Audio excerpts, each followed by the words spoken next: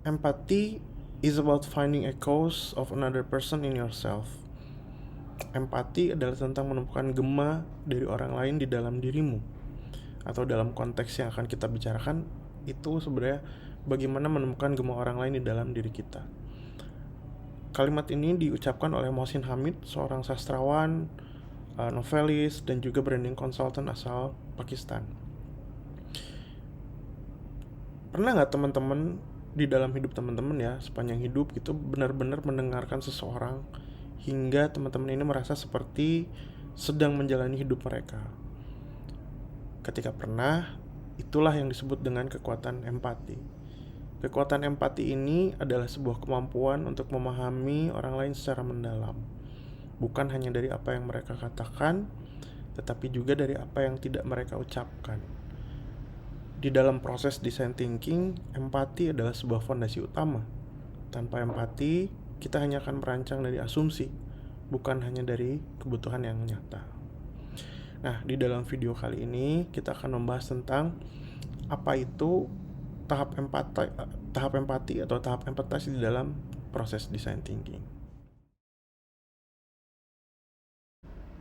Empathize adalah tahap pertama dalam proses design thinking, di mana kita berusaha memahami pengalaman, emosi, kebutuhan, dan tantangan orang lain, terutama pengguna atau pihak yang terdampak oleh masalah yang sedang kita teliti. Pertanyaannya kemudian adalah, mengapa tahap ini penting? Karena pada dasarnya, banyak sekali solusi yang gagal bukan karena teknologinya yang buruk atau solusinya yang salah, tetapi lebih karena kita tidak menjawab kebutuhan sesungguhnya dari manusia.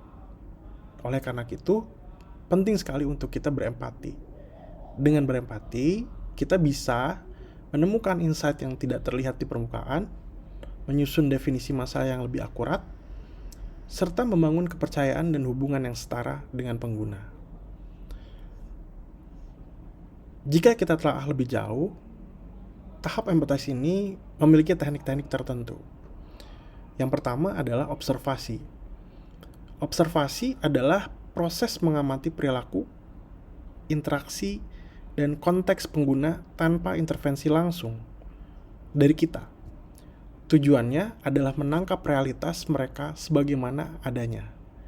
Jadi tanpa intervensi, ada kejujuran dan ada kemurnian di dalam masyarakat atau pengguna yang sedang kita amati. Yang kedua adalah wawancara yang mendalam. Aktivitas ini adalah tentang menggali cerita pribadi, tantangan sehari-hari, dan makna yang mereka beri terhadap suatu pengalaman. Jika memungkinkan, gunakan pertanyaan yang terbuka dan ikuti arah percakapan secara alamiah, bukan hanya wawancara secara kaku dan rigid. Yang ketiga, itu adalah engaged participation. Terlibatlah langsung dalam konteks pengguna, misalnya ikut serta dalam kegiatan mereka, ikut serta dalam aktivitas sehari-hari mereka, di mana keterlibatan itu akan memungkinkan kita merasakan secara langsung pengalaman pengguna. Apa yang sebenarnya mereka rasakan dengan permasalahan yang sedang mereka hadapi. Yang keempat adalah empathy map. Visualisasi tentang apa yang pengguna pikirkan, rasakan, lihat, katakan, dan lakukan. Empathy map ini, atau bentuk visualisasi dari ini akan membantu kita mengidentifikasi ketidaksesuaian antara ucapan dan tindakan. Dari situlah kita bisa mendapatkan informasi-informasi yang cukup penting nantinya. Dalam melakukan teknik-teknik pada tahapan empathize, tentu saja banyak tantangan-tantangannya. Berikut ini adalah tips untuk menghadapi tantangan tersebut.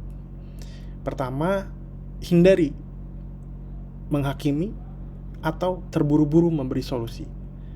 Yang kedua, latih kepekaan kita terhadap bahasa tubuh dan emosi tersirat yang tampak ataupun tidak tampak pada pengguna atau masyarakat yang sedang kita hadapi.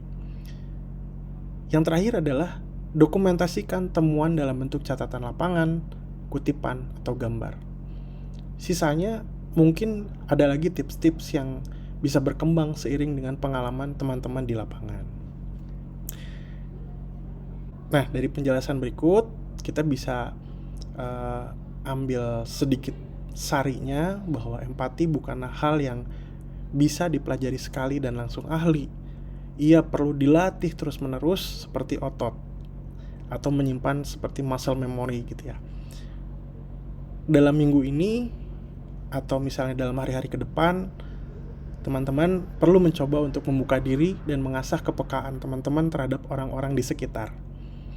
Dengarkan cerita mereka, rasakan keresahan mereka. Karena dalam design thinking, empati adalah awal dari solusi yang bermakna. Di pertemuan berikutnya, teman-teman setelah belajar tentang empathy persona map juga akan belajar tentang define, tahapan berikutnya dari empathy, di mana teman-teman akan mengubah temuan-temuan dari proses atau tahapan empati menjadi rumusan masalah yang tajam dan sekali lagi manusiawi. Terima kasih.